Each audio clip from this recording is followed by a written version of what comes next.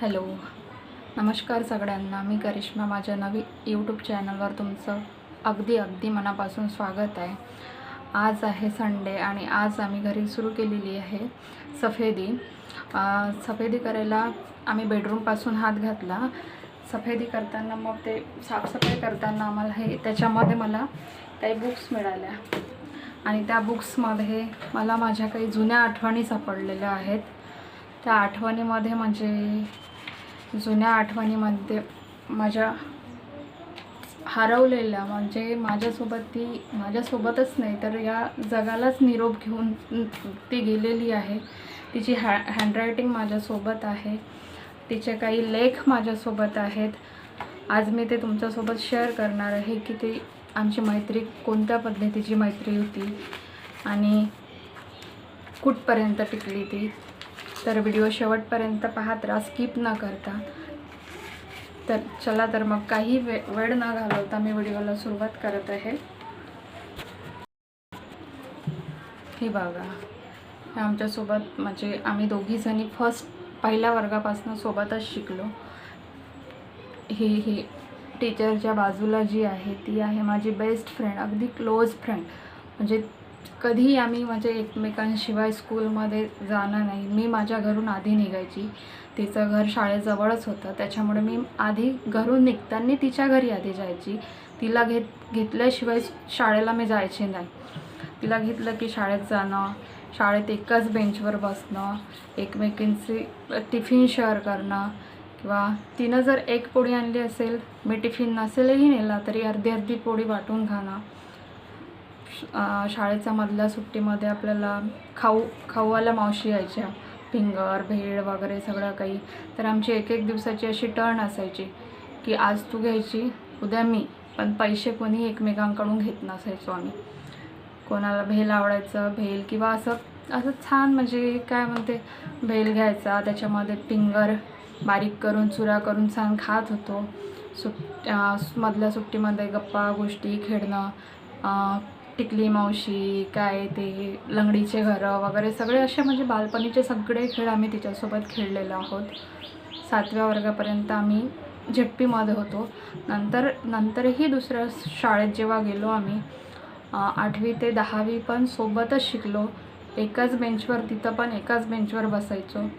आणि नंतर आमची मैत्री एवढी घट्ट होती की लहानांपासून मोठ्यांपर्यंत सगळ्यांना असं माहीत होतं की ह्या दोघी मैत्रिणी. एक जर ॲब्सेंट असली त्याच्यामध्ये जर कोणत्या कार्यक्रमाला गेलो किंवा शाळेत गेलो आणि एकच जण प्रेझेंट असेल तर त्या दुसरीला विचारायलाच जायचं, तुझी फ्रेंड आली नाही का, तिला काय झालं, का बरं नाही आली, असं ते सगळे क्वेश्चन आम्हाला विचारत होते.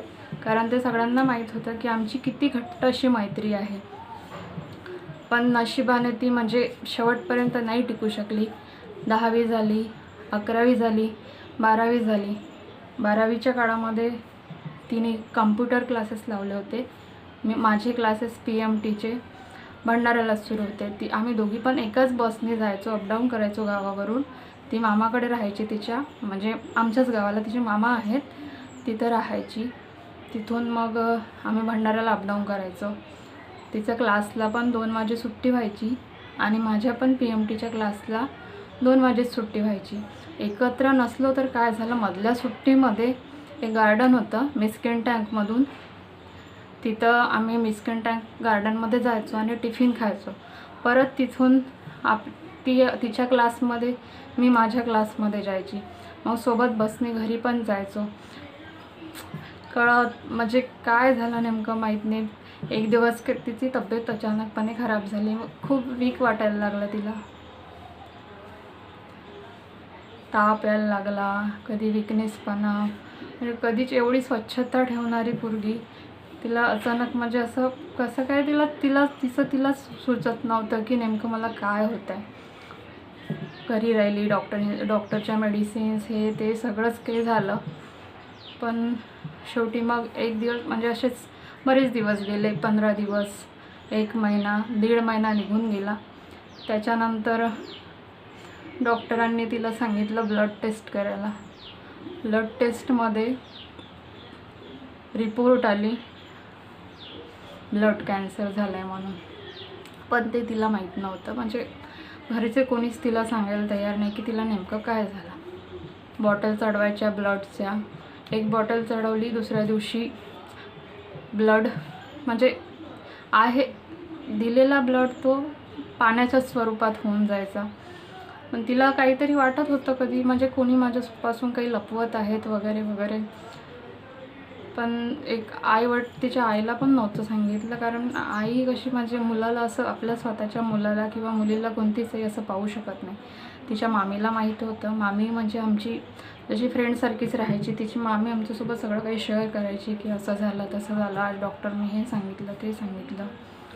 तिचे पप्पा पण ते आपलं पशुवैद्यकीय होते आणि त्यांच्या पण भरपूर अशा ओळखी होत्या डॉक्टरांच्या वगैरे सगळ्यांच्या. त्यांच्या ओळखी थ्रू त्यांनी सगळं त्यांच्या परीनं खूप प्रयत्न केले. तर त्यांना असं वाटलं की आपल्याला आता थोड्या दिवसानंतर आपल्याला यश मिळालेलं आहे बा.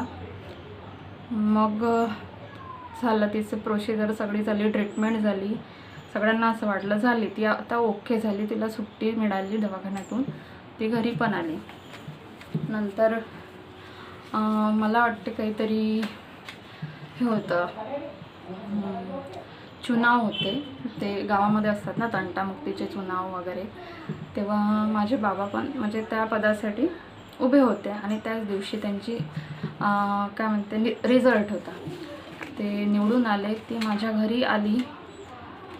म्हणजे ते असते ना गावामध्ये बँड, कोणीही आता निवडणूक झाल्याच्या नंतर बँड बाजा बारात सगळं जे काही आहे ते म्हणजे वाजा गाजानेच स्वागत केलं त्यांचं. त्याच्यामध्ये ती सामीलसुद्धा झाली. गुलाल खेळणं, डान्स करणं, पार्टीमध्ये सगळं एन्जॉय केलं मस्त. पार्टीमध्ये एन्जॉय केल्याच्या नंतर दुसऱ्या दिवशी अचानक आणखी तिची तब्येत जशीची तशी, माझे पाय दुखायला लागले खूप खूप अति, म्हणजे 100च्या वर, एकदम 100, 101, 102 असा तिला ताप यायला लागला. तिला तुरंतमध्ये हॉस्पिटलमध्ये ॲडमिट केला. त्याच्यानंतर 2 दिवस राहिली ती भंडाऱ्याला. नंतर त्या डॉक्टरांनी सांगितलं की माझ्याकडून मी जेवढे प्रयत्न करायचे ते तेवढे केले, पण आता तुम्ही इथून हिला मुंबईला शिफ्ट करा. मुंबईला हलवला. मुंबईच्या दवाखान्यामध्ये ती 2 या 3 दिवस राहिली. मग अचानक सगळ्यांना फोन आला की ही म्हणजे नाही राहिली बा आता, ती सगळ्यांना सोडून गेली. सगळं म्हणजे मला एक असं म्हणजे माझ्या याच्यावर विश्वासच बसत नव्हता की खरंच म्हणजे असं ही आपल्या एवढ्या जवळची व्यक्ती असं अचानक काही होऊ शकत नाही. मी ज्या व्यक्तीचा फोन आला त्या व्यक्तीला दुसऱ्यांकडून आम्ही आणखी फोन लावलो, घरच्या व्यक्तींनी, माझे बाबा, माझी आई वगैरे सगळ्यांनी फोन लावला की खरंच असं झालं का. तर हो म्हणाले. पण असं वाटायचं असं व्हायला नको पाहिजे होतं. पण शेवटी जे काय म्हणते जन्माला आलेला व्यक्ती कधी ना कधी सोडून जाणारच आहे, हे मात्र म्हणजे निश्चितच असते. मग तिची वेळ तिची यात्रा तिथपर्यंतच होती, ती संपली. पण माणसाच्या म्हणजे तिच्या आठवणी माझ्याकडे एवढ्या आहेत की मी मरेपर्यंत मी माझ्याकडे सांभाळून ठेवीन. हे फोटो आहेत पहिल्या वर्गाच्या 12वीच्या फोटो आहे.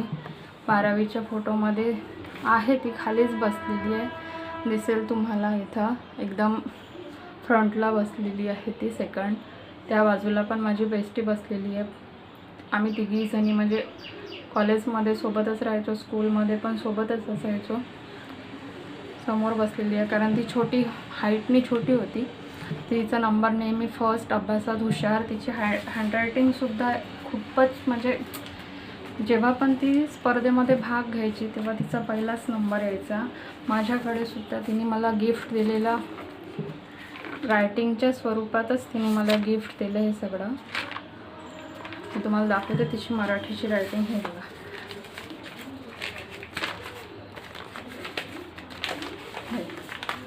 एवढं तिनं लिहून दाखवलं आहे नातं मैत्रीचं. याच्यामध्ये तिनं माझ्यासाठी भरपूर काही तिच्या अक्षरामध्ये लिहून दिलेलं आहे. खूप छान हँडरायटिंग आहे, एकदम सरळ मोकळे आणि गोल गरगरीत असे अक्षर आहेत तिचे. पण आता काय करता, फक्त आठवण आपल्यासोबत राहिलेली आहे, ती व्यक्तीसोबत नाही आहे. असो पण मी माझ्या शेवटच्या श्वासापर्यंत तरी मी हे माझ्यासोबतच ठेवणार, कारण ही मी केव्हा घेऊन आली, माझ्या लग्नाला आज 8 वर्ष पूर्ण झालेली आहेत. आणि तरीसुद्धा मी हे तिच्या सगळ्या आठवणी माझ्या जेव्हा आपण बॅग पॅक करतो ना, आईवडिलाच्या घरून येताना आता विदाई झाली की दुसऱ्या दिवशी आपल्याला इकडे यायचं आहे बा, आपण कपडे भरतो, मेकअपचं सामान भरतो, हे ते भरतो. पण मी सगळ्या माझ्या तिच्या सगळ्या आठवणी माझ्या बॅगमध्ये आधी गेल्या होत्या, नंतर बाकी सगळं भरलं होतं. हे फोटोज आतासुद्धा माझ्या भरपूर क्लासमेट्सकडे फोटो नसतील हे, पण हे माझ्या पहिल्या वर्गाचा फोटो माझ्याकडे आता पण आहे. कारण मला आवडते असं, म्हणजे आताचे मित्र का वेगळे आणि बालपणापासून आपल्यासोबत राहिलेले मित्र वेगळे, तो वेळच काही वेगळा असतो. कारण त्याच्यात बालपण म्हटलं की एकदम निस्वार्थ प्रेम असते, निस्वार्थ मैत्री असते. ते मोठं झाल्यावर थोडं समजायला लागतं आपापलं काय त्याचं काय, पण मैत्रीचं नातं असंच असायला पाहिजे ज्याच्यामध्ये एकदम निस्वार्थ भावना असायला पाहिजे. तर माझं हेच सांगणं आहे तुम्हाला की खरंच म्हणजे तुमच्याकडे पण अशी एखादी बालमैत्रीण असेल किंवा बालमित्र असेल, त्याच्यासोबत कॉन्टॅक्ट जरी तुटला असेल तुमचा, आजकाल सगळ्यांकडेच व्हॉट्सअप, मोबाईल, स्मार्टफोन सगळेच आहे, त्याच्याशी तुम्ही संपर्क आरामात करू शकता.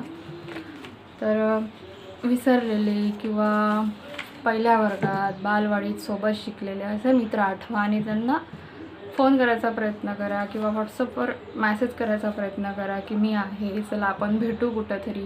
पुन्हा एकदा माणसाचं कसं म्हणजे बालपण जागं होतं असं का आपल्याला असं वाटतं कधी कधी की काय हे म्हणजे एवढे मोठे आपण झालो, विनाकारण म्हणजे आपल्यावर ते जबाबदाऱ्यांचं ओझं सगळं सहन करता करता असं वाटते की खूप मोठं झालं. मग ते बालपणीच्या मित्रांसोबत मैत्रिणीसोबत भेटलं तर असं वाटते की नाही, आपणही आता छोटेच आहो, म्हणजे तो थोडा डोक्यावरचा ताण जो आहे तो थोडा कमी होतो. म्हणूनच तुम्हाला सांगते की तुमचे मित्र मैत्रिणी कोणी असतील तर नक्की त्यांच्याशी फोनवर बोलणं करून भेटा कुठंतरी, किंवा घरी जाऊन भेटा, बाहेर भेटा, कुठं पण भेटा, पण संपर्क करायचा प्रयत्न नक्की करा.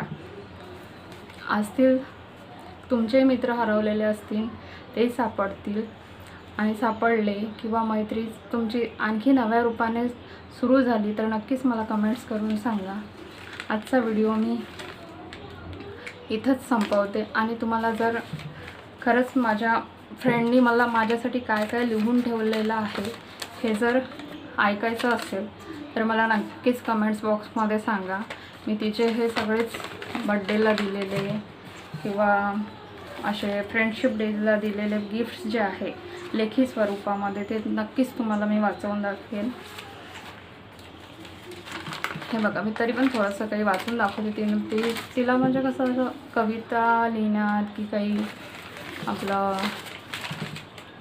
कविता म्हणा किंवा चारोळ्या लिहिण्यामध्ये खरंच खूप इंटरेस्ट होता. हा पहा, तरी मी छोटीशी कविता एक वाचून दाखवते तुझी. 7 रंगांनी विणला गेला गोप इंद्रधनुष्याचा, तसा एक जीव होतो रंग तुझ्या आयुष्याचा. माझ्या चुका विसरून करतेस पुन्हा माया, जाशील तू जिथे तुझ्या सोबतीस तुझी छाया.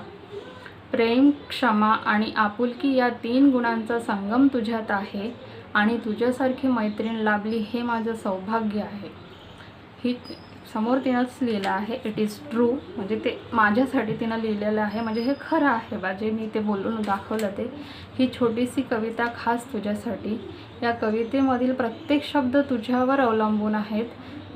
जे तुझ्यात आहे तीच सत्यता मी या कवितेत लिहिलेली आहे. ही कविता तुलाच अनुसरून आहे. मैत्री ही नेहमी गोड असावी, जीवनात तिला कशाची तोड नसावी. सुखात ती हसावी, दुःखात ती रडावी, पण आयुष्यभर ती आपल्यासोबत असावी.